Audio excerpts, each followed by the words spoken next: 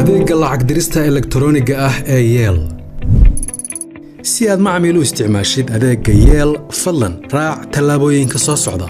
ugu horeyn, soo kici application-ka Yeel. Khaanada koowaad, geli sumadaada user ID. Khaanada labaad, ku qor tirasireedkaaga PIN number. dabadeed guji login si aad akoonkaaga u guda gashid. wajahada koowaad ee akoonka waxaa ku taxan 4 hab ee lacag looga saari karo barnaamijka Yeel, kuwaas oo kala ah Pay lacag bixiye, Pay Me lacag qaate, Send lacag u dirista qof maqan, iyo Cash Out oo ah lacag la bixis cash ah.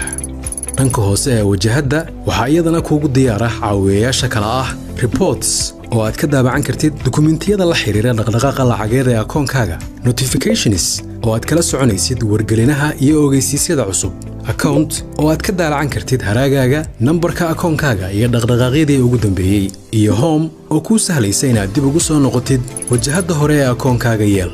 habka lacag dirista ee Pay iyo Pay Me, labadan hab ee Pay lacag bixiye iyo Pay Me lacag qaate waa kuwo isku sidkan oo hal mar la wada adeegsanayo, looguna talagalay marka ay laba macmiil oo wada jooga wax kala iibsanayaan ama se ay lacag isa siinayaan. tusaale, haddii aad tahay macmiil badeeco ka iibsaday macmiil kale oo haysta adeegga Yeel, si aad lacagta badeecada u bixisid, dooro Pay. haddii se aad tahay macmiilka meheradiisa wax laga gadanayo ee lacagta gudoomaya, dooro Pay Me. lacag diruhu waa inuu iskaan gareeyo QR code ka soo muuqan doona shaashada qofka lacagta loo xawilayo. marka iskaanku soo qabto magaca iyo akoonka lacag qaataha, lacag diruhu waa inuu geliyo xaddiga lacagta uu xawilayo, dabadeedna uu riixo buttonka ay ku qoran tahay Pay. hubin kadibna sii gujiyo Confirm, dabadeed geliyo lambar sireedkiisa, ugu dambayntana taabto OK. fariin ayaa macmiilka lacagta diray u soo dhacaysa, taasoo u sheegaysa inuu ku guuleystay lacag dirista. sidoo kale, wargelintaas la mid ah ayaa gaaraysa macmiilka lacagta loo xawilay.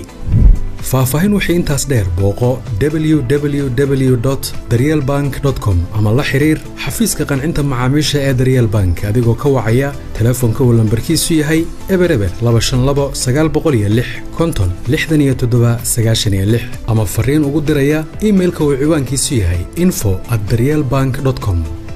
Daryeel Bank, daryeelaha danaha bulshada.